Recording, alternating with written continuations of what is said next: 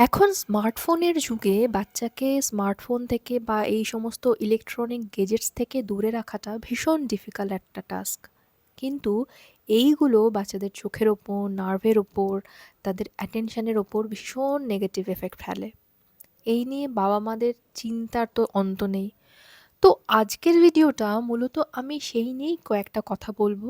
কিভাবে সেই মোবাইল আসক্তি বা স্মার্টফোন আসক্তি বা এই ইলেকট্রনিক গ্যাজেটসগুলো থেকে আসক্তি ছাড়াবেন সেইটা নিয়ে কিন্তু আজকের ভিডিওটা না। আজকের ভিডিওটা মূলত আমি আমার ৪ বছরের মেয়ের ক্ষেত্রে কি উপায় অবলম্বন করি যাতে সে এইগুলো থেকে দূরে থাকে সেই নিয়েই কয়েকটা কথা। এরকম নয় যে আপনার ক্ষেত্রেও সেটা একই রকম হবে, আপনার ক্ষেত্রেও সেটা মিলবে। কিন্তু আমি আমার ক্ষেত্রে কি এপ্লাই করি, আমার বাচ্চার ক্ষেত্রে কি এপ্লাই করি, সেই নিয়েই কয়েকটা কথা বলবো।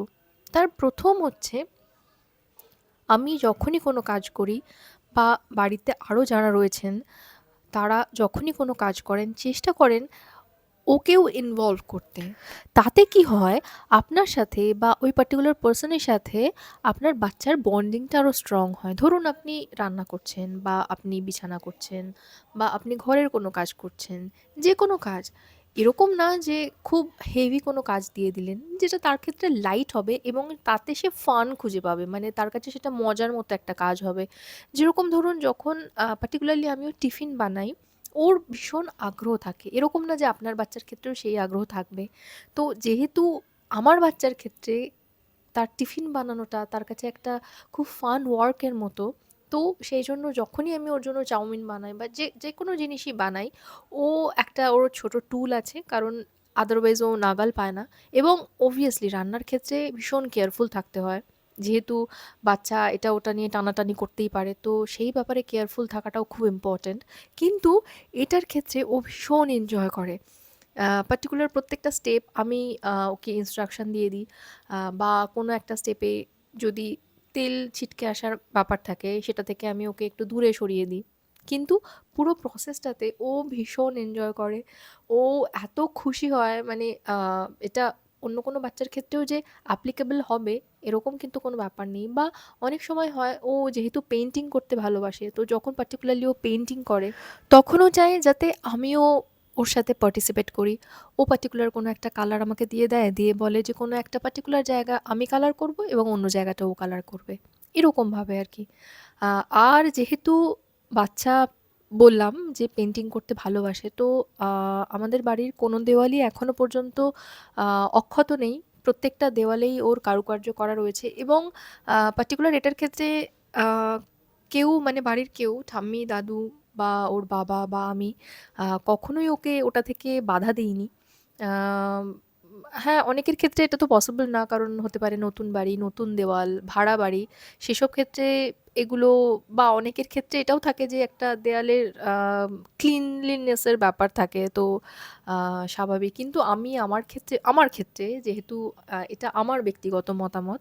আ যেহেতু আ সে ওটা ভালোবাসে, আমি ওকে কখনোই আটকাই না।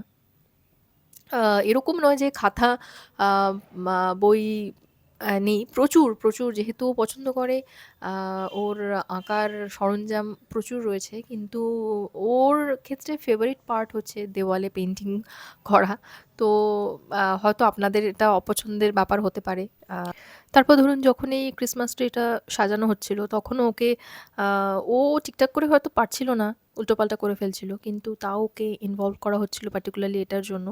আ ১ম এ ভাবা হয়েছিল যে একবারে সাজিয়ে ওকে সারপ্রাইজ দেওয়া হবে। তারপরে আমরা ডিসাইড করলাম যে যদি ও এটাতে ইনভলভ থাকে, তাহলে ওর আনন্দটা আরও দ্বিগুণ হবে সেইটার জন্য। আ এবং আ এটা সাজানো, আ আলো দেওয়া, আ ডেকোরেশন করা, পুরো ব্যাপারটাতে কিন্তু ও টোটালি ইনভলভড ছিল।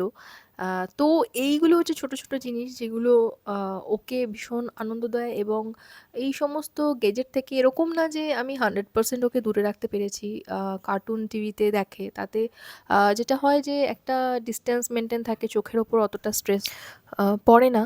আ আর আরেকটা জিনিস ভীষণ খেয়াল রাখা হয়, যখন আমরা বড়রা মোবাইল ইউজ করি, তখন চেষ্টা করি যাতে ও না দেখতে পায়। এটাও একটা বড় ব্যাপার যে ও হয়তো পাশে পড়াশোনা করছে এবং আপনি মোবাইল স্ক্রল করছেন, বা ও হয়তো ওর মতো খেলছে, কিন্তু আপনি ভাবছেন যে ঠিক আছে বাচ্চা খেলছে, আমি তাহলে একটু মোবাইল দেখে দিই। এটাও কিন্তু বাচ্চার উপর ভীষণ এফেক্ট করে, এবং তার মোবাইলের ওপর ভীষণ আগ্রহ জন্মায় যে মাম্মা দেখছে বা বাবা দেখছে, তাহলে আমিও দেখি। তো এইগুলোর ব্যাপারে একটু কেয়ারফুল থাকতে হয় বড়দের। মানে আমরা তো ভীষণ কেয়ারফুল থাকি এই ব্যাপারে। এরকম না যে 100% দূরে রাখতে পেরেছি। অনেক সময় কোনো গান বা কার্টুন দেখতে চায়।